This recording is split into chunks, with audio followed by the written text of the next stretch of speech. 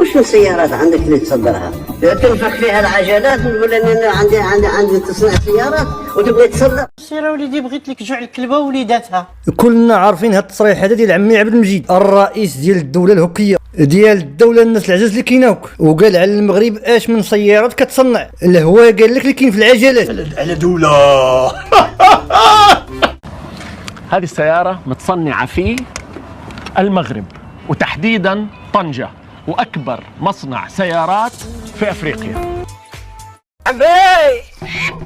إحنا هنا فين؟ في ديترويت العالم العربي. ديترويت كانت عاصمة صناعة السيارات في أمريكا لعقود، فهنا عاصمة صناعة السيارات للعالم العربي. الطاقة الاستيعابية ديال صناعة السيارات في المصنعين بجوج 440 ألف سيارة في السنة. يعني بمعدل كل دقيقة ونص بتطلع سيارة من هنا.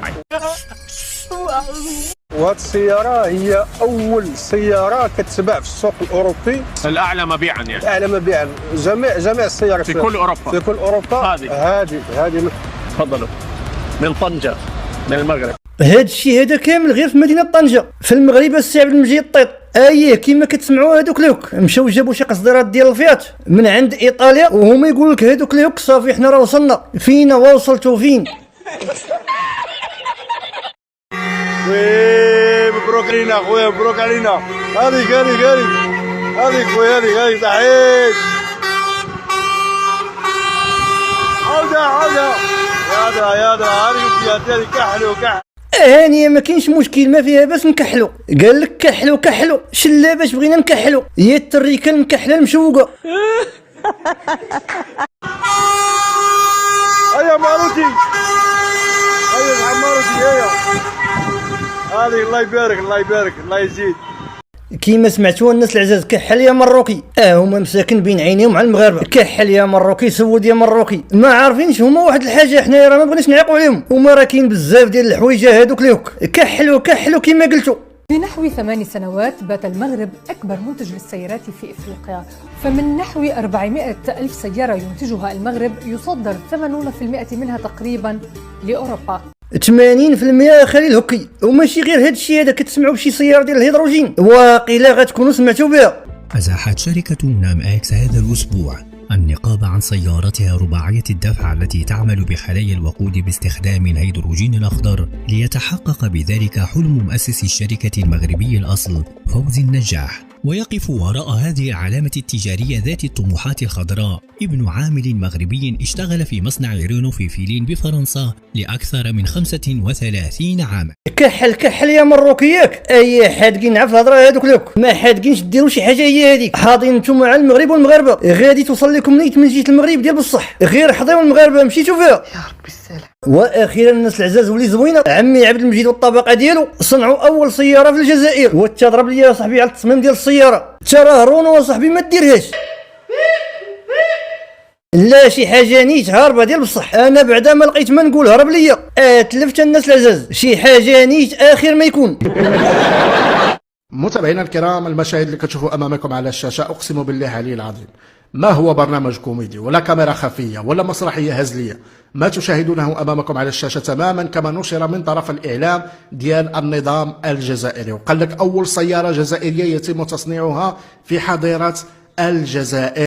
اول سياره صاحبي وشو كيديره ومخرجين عينيكم في المغاربه، وكتقولوا راه حنا اللي كاينين القوه الضريبه. فاش يا صاحبي القوه الضريبه فاش؟ والله حتى غيكون عنسه. زيد كمل اخونا كمل. نعم متابعينا الكرام، هذه القشواشه اللي كتشوفوا امامكم على الشاشه قال لك سيدي اول سياره جزائريه يتم تصنيعها في حضاره الجزائر. يتوما صاحبي هاد الناس هادو ما تيمرقوش، حشموا يا صاحبي على عرضكم شويه. اش هاد الفضائح صاحبي اللي كديروا؟ ترى هذوك الطوموبيلات ديال السيرك احسن من هاد السياره ديالكم ب1000 درجه. وهاد الوزير حتى هو راكب فيها واقيلا تيقول عند راسو راه انا اللي كاين. صافي الناس العزاز رونو ضربه كار. وبطبيعه الحال مشاو جابوا الوزراء وجابوا وسائل الاعلام وجابوا البوصباعي باش يطبل ويصفق لهذه القشواشه اللي كتشوفوا امامكم على الشاشه. وباش كيساليو معاك كيقول لك باغيين ينافسوا المغرب في صناعه السيارات. والله ما كذبت، والله الا قشواشه. اخر ما كاين في القشاوش ديال عاشوره هذوك الطوموبيلات اللي كيلعبوا بهم الدراري الصغار، واحسن من هذه ب1000 درجه. قال لك صنع جزائري، سياره ديال الكهرباء. اييه كاينه هي اللي ما تعوش هذاك ليك، كاينه نيت سياره ديال بصح. بلد متفتح. انا بعدا والله العظيم هرب ليا معكم. تعالوا نشوف العربيه حكايتها ايه بالظبط. وعلى فكره العربيه صناعه مغربي. ايوه انت. تعالوا نشوف. في البدايه نحب نعرفكم باسم العربيه اسمها ناميكس. افتكر كويس الاسم ده لانه هيعمل ضجه كبيره جدا في عالم السيارات. ليه بقى هيعمل ضجه في عالم السيارات؟ لان العربيه دي ما بتمشيش بالاسانس مثلا او الجاز، العربيات كلها في اوروبا، لكن بتمشي بالهيدروجين. زي ما احنا شايفين بالظبط قدامنا دي الاماكن بتاعت الشحن، الكباسين بتاعت الهيدروجين. طيب عندنا مثلا تقريبا هنا حوالي كيما شفت الانسان الهكي اللي صانعين الخرده وكتباهوا بها طوموبيلات ديال العيشوره، وماشي غير هذا الشيء هذا اللي كيصنع المغرب كيصنع اجزاء من الاقمار الصناعيه في البلاد. كاين شي ناس اللي كيقول لك حنا في المغرب كنفخروا الرويض. لا سيدي، حنا كنصوبوا المحركات وكنصوبوا السيارات وكنسموا السيارات، هنا كنسموها ماشي غير كنصوبوا. كيما سمعت عمي الطيط، هذا الشيء هذا كامل كديروا المغرب. اللي كتقولوا المغاربه ما كيديروا حتى حاجه. تفرج هذاك الهكي تفرج. من تصنيع السيارات الكهربائية إلى تصنيع الحافلات والقطارات، وصولاً إلى إنتاج قطع الغيار للصناعات الفضائية والطيران، وشفرات التوربينات والمعدات الصحية أيضاً، وبطاريات الليثيوم والأوفشورينج والصناعات الكيميائية وغيرها. المغرب قوة صناعية إقليمية وعالمية. وصلنا لشي حاجة ديال الطيارات. هذا السي عبد المجيد الطيط، والسي عمهم شنقريحة، والسي الوزير ديال الدولة اللي كينوك، راه ما بقيناش في الصناعة الإقليمية، وصلنا للصناعة العالمية. اسمعها مزيان وزين بها. عرف لازم كل ما تشوف طائرة بالجو لازم تتذكر دولة المغرب. زين ايش دخل الطائرة بالمغرب؟ خليني اشرح لك شوي. كنا نعرف انه صناعة الطائرات ابتكرها عند الامريكان والناس الاجانب. ابرز هاي الصناعات هي بشركة بونغ وشركة ايرباص، لكن الاغلبية ما يعرفون انه هاي الشركات تتعاقد ويا عدة دول وعدة معامل تصنع لها اجزاء من الطائرات وما يشدوها ويبيعون الطائرات. واحدة من هاي الدول المهمة اللي بيها معامل وتورد الى الشركات المصنعة الطائرات هي دولة المغرب. تقريبا دولة المغرب بيها 42 معمل، وداخل هاي المجال صار لها اكثر من 20 سنة. وبالمغرب يتم صناعة ما يقارب 41% من اجزاء وقطع الطائرات، يعني اغلب اجزاء الطائرات يتم تصنيعها بالمغرب ويرسلونها الى شركات المصنعة يبيعوها. اكو مقولة جدا معروفة لمدير عام شركة ايرباص اللي هو اسمه جيوم فوري، يقول ليس هناك طائرة تحلق بالسماء إذ لم يصنع المغرب جزء من أجزائها. يعني باختصار شكو طائرة تطير بالسماء تذكر المغرب، يعني اكو جزء أو قطعة بهاي الطائرة تم تصنيعها في المغرب. يا ودي تعيا تهضر مع هذوك الكينوك، مازال هما عايشين في الربعينات والخمسينات، مساكن ما عارفينش العالم اشنو فيه. كيعرفوا هما حاجة وحدة غير عمهم الطيط وشنقريحة البوال، ولكن ما نديوش عليهم راه دايرين لهم بحال كوريا. مساكن حتى التلفازه واقيلا عندهم ما كيتفرجوش فيها، كيتفرجوا غير في البرامج اللي كدير لهم الدوله. شي حاجه اخرى يتفرجوا فيها الا منها شي حاجه كتعلق بالمغرب. ولكن اون بارلون دو جوستومون التكنولوجيا والعلم، الجزائر تتحدى العالم بسياره. كي نقولوا الجزائر نحكيو على السلطه، لانه بلادنا احنا نحترموها ما عندنا انا مشكل، لكن السلطه تاعنا راهي الجزائريه تتحدى العالم بسياره جديده. هذه السياره قال لك فواتور الكتريك. سمعوا لي مليح، سمعوا لي مليح، سمعوا لي مليح، الزلط والتفرعين كلام فارغ. هذه هي يا خالتي، راك تشوفوا يعني الانجاز. سبحان الله. يعني انا كي شفتها قلت هذوك يلعبوا في الفيسبوك يحبوا يديروا دي مونتاج هكا باش يضحكوا هكا والله كاينه منها صح يا اخي.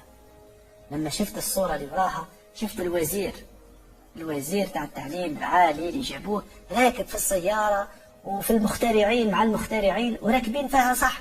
وزير التعليم العالي يعطي اشاره تصنيع سياره كهربائيه 100% جزائريه. والله انا بعد الناس العزاز حشمت بلاصتهم. شي حاجه نيت راه هاربه بزاف، راه الناس غتخاطف على هاد السياره، يا الاوروبيين يا الامريكيين. خلاص روسي غادي تزوق في عمي الطيط زيت الليط باش يعطي هاد السياره الكهربائيه. الدراري بدني باغي نعرف على حاجه وحده دخلنا عليكم بالله، الكونتور فيها شحال وبشحال الثمن ديالها؟ الله يرحم لكم على الوالدين. باينه نيت شي ثمن خيالي. أن في المغرب أو في العديد من البلدان الأخرى لا يمكن القول بأنه تصنيع كامل، لأنه عملية تركيب. التصنيع كامل لا ما كاينش بالعمى، بحال مساخيط الوالدين كانوا معنا قال لك في المغرب ما كاينش تصنيع كامل. تفرجوا الترجيكه الهكيه، تفرجوا. لأول مرة في العالم سيارة مغربية تتفوق على أقوى السيارات بدون بترول، ولا كهرباء. طب ازاي؟ براءة اختراع وابتكار لشاب مغربي صاحب 29 سنة، فوزي النجاح، اللي قدر يخترع نامكس، سيارة رباعية الدفع بتشتغل بالهيدروجين الأخضر، تتشحن في 5 دقايق بس وبتمشي مسافة 800 كيلومتر بدون تلوث أو ضرر للبيئة، لأن الهواء اللي بيصدر منها مجرد بخار ماء. فوزي ابن مدينة الراشدية أطلق الابتكار ده من أوروبا، لكن هدفه ينشئ مصانع إنتاج ضخمة في بلده المغرب، ودي كانت أخبار تستاهل نشاركها. غير واحد شويه تصيب هذوك اليوك خارجين. هاد فوزي راه ديالنا الاصل ديالو جزائري. اي راه يقولوها الناس العزاز. اسمع، انا بشتري عربيه لكن ما اعرف اشتريها المانيه ولا يابانيه، وخدها مغربيه. مغربيه؟ ايوه. انت ما عارف انه المغرب السنه دي حتنتج العربيه ليها؟ قصدك فرنسيه ومجمع في المغرب. لا ده كان زمان، لكن السنه دي المغرب حتصنع عربيه باسم مغربي و100% مصنوعه في المغرب. وكيف قدرت تسويها؟ يا زول المغرب لها سنين بيشجع الاستثمار في السيارات، ودخل كل شركات العالم تتسابق عشان تبني مصانع فيها. وكيف قدروا يقنعوهم؟ ما هو العمال والمهندسين المغاربه اكتسبوا الخبره، وانتاج السيارات بالنسبه لهم بقى سهل. وانت عرفت الكلام ده كيف؟ بالارقام يا حبيبي. السنه اللي فاتت بس زادت نسبه صادرات المغرب للسيارات 35%، وده دخل للدوله 10 مليار دولار، وحتوقع اتفاقيات ثانيه حتضاعف من انتاجها. رهيب بالذات الكلام ده. ايوه، عشان كده استنى العربيه المغربيه. وتابع قناه المال، حنوريك لما تنزل. وانتوا تابعوا قناه. صافي بارك عليهم مساكن هاد الصناعات المغربيه. انا بان لي اليوم عاوتاني محال يجيو من الناس، راه شي حاجه كتعلق بالمغرب كتجيب لهم مساكن غير الهلوسه. يا ودي فينكم وفين المغرب؟ يا ودي فينكم في صناعه السيارات في المغرب؟ راه واخا تبقاو مليون سنه ما توصلوش داكشي اللي وصل ليه المغرب في تصنيع السيارات. والكارثه عباد الله جايبين لينا هاد القشواشه وحاطينها وقال لك اول سياره جزائريه تصنع في حاضره الجزائر. يا ودي غير خليني ساكت، كمل. طبيعة الحال البصبعي المستحمر اللي عنده إعاقة ذهنية وإعاقة في التفكير غادي يتسيق هادشي، غادي يشوف هادشي وغادي يطبل وغادي يغيط، وغادي يشوف الوزير راكب على هاد القشواشه غادي يطبل وغادي يغيط، الإعلام ديال النظام الجزائري غادي يطبل وغادي يغيط. دابا دخلنا عليكم بالله، هادي دوله هادي، هادو في نظركم كيتسموا مسؤولين. انا بان لي الناس العزاز هرب لهم الفريخ. لا صافي راه مكملين نيت ديال بصح، 10 في عقيل مأصلين. يجدون إذن في هذا المقر المصلحة المركزية لمحاربة المخدرات والتجارة بها. راكم شفتوا الجزائر كما سبق لي وقلتها منذ يومين مستهدفة أساسا من قبل قوى أجنبية، وعلى وجه الخصوص مع الأسف وبوجه الخصوص المروك. اخلاص المغرب والمغاربه ديما حنايا مساكن مستهدفين هذوك اليوك، ديما حنايا كنستهدفوا فيهم. انا بان لي راه مشكله هذه، المغاربه كاملين غادي يديونا للحبس بسبب استهدافنا للجزائر.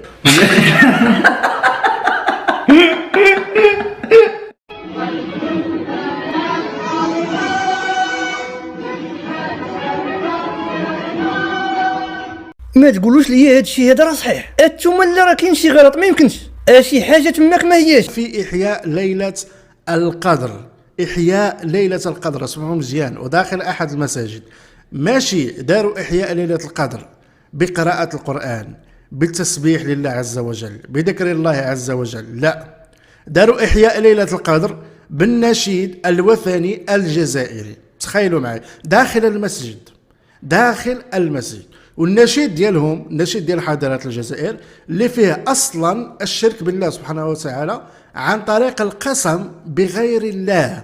لا بزاف، لا هادشي هذا ما يمكنش هادشي هذا يديروه. ولكن ما تصدموا ما حتى حاجه مع هادشي اللي ولينا كنشوفوا على هادوك اليوك، لا راه بزاف وفيه القياس. وادي ملويه، وهو الواد الفاصل والحد الطبيعي الجغرافي بين المغربين، المغرب الاوسط والمغرب الأقصى، وهذا الواد الذي يمتد على 600 كيلومتر من شمال تندوف منطقة الزايدة إلى غاية أن يصب في البحر الأبيض المتوسط بين زايو وأكليم والسعيدية في المغرب.